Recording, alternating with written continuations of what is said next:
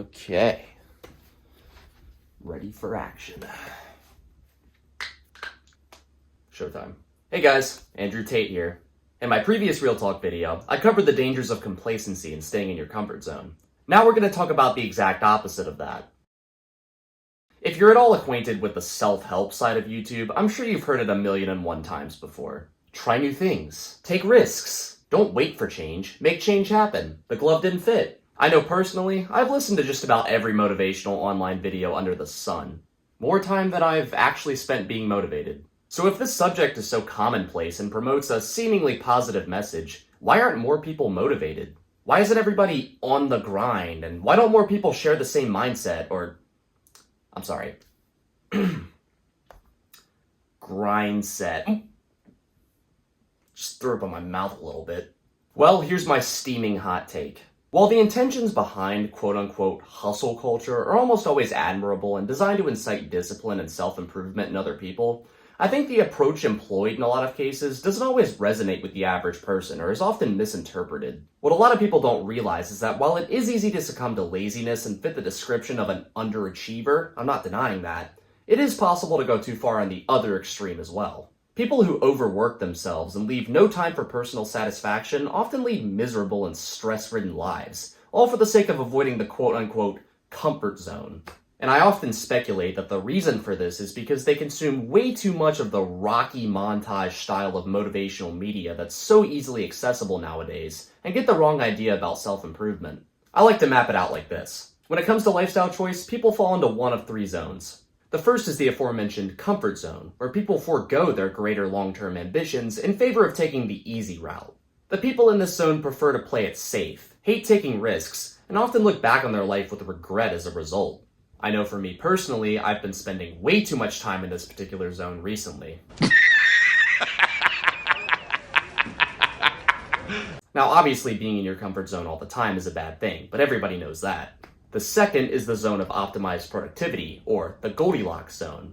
This is where people are able to consistently challenge themselves and overcome their visceral, pleasure-seeking inclinations, but still manage to produce work or art that satisfies them and comes from a place of love and passion. This is where the majority of people strive to be, but struggle to find that balance. The third and final zone is the danger zone, which is where a small minority of people find themselves in. You see, people in the danger zone don't pursue goals for the sake of personal satisfaction or fulfillment.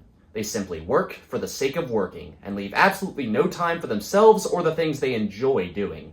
They've become incapable of feeling pleasure or joy in any capacity, and wind up producing output that's completely soulless and devoid of inspiration.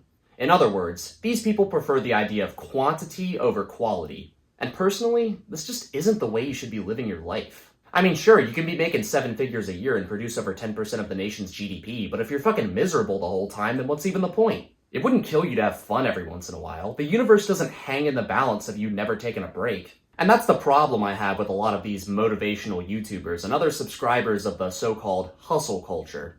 They demonize the idea of having fun in any way, shape, or form in favor of always staying on the grind. I just think we should be able to actually enjoy things in this life. Especially in my case, where this is the only life we have. What's the point of working so hard if you have nothing to work for, and no time to enjoy the fruits of your labor? Oh, fuck you.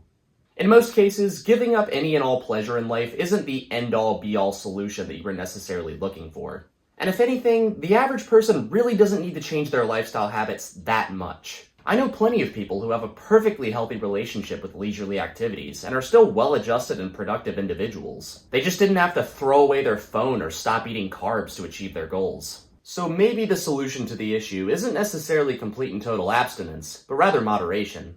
What's the point of working your ass off all day every day if you don't allow yourself even the smallest reward? While I certainly understand the point of a dopamine detox, as you can build up a tolerance to rewarding activities, I'd rather not entertain the thought of a life devoid of all enjoyment. But I mean, hey, if this is the way you prefer to lead your existence, then more power to you. Just don't try to make me feel ashamed for not being on board with it. I get that some people simply can't do moderation in regard to certain activities, especially when it comes to things like alcohol, and believe me, I'm not trying to promote addiction or encourage unhealthy behavior patterns in the slightest. But even for people with addictive personalities, I still hold faith in the ability to strike a balance between motivation and recreation. You just have to acknowledge which activities you can regulate and which you need to avoid, and it's different for every person. But above all, people need to realize that this shit is not black and white. Work and fun are not mutually exclusive concepts. You can have both in your life at the same time. Now, with this, I know a lot of people are going to get the wrong idea. Don't get it twisted. I'm not encouraging people to overindulge in debauchery and to sacrifice their ambitions in favor of short-term gratification, because that's certainly not the way you should be living either. I'm just saying that sometimes, when the situation calls for it, you gotta know when to treat yourself. After all, one night of going out with your friends every once in a while isn't going to deter you from your goal of starting your own business or recording that album. If anything, allowing yourself the occasional reward will only incentivize you to work harder and will make the task at hand seem more satisfying in the long run. Because if you don't take time off, all you're doing is compromising your performance and work quality. Is that really what you want? Obviously, challenging yourself and putting forth your best effort in everything you do is a good thing. Just be sure not to overdo it, you heard?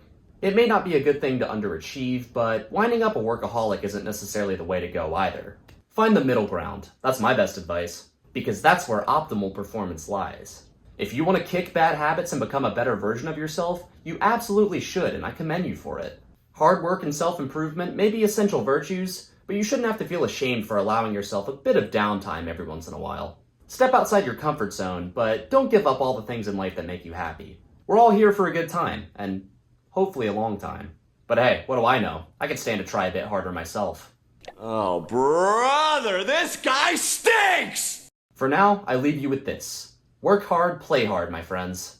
Or rather, work smart, play smart. Yeah, I like that. And if there's anything else that can be taken from this video, it's to never use the term grind set unironically. Promise me. Anywho, that's all I got for you today. Till next time. Oh, and have a cookie. You've earned it. I gotta take a shit.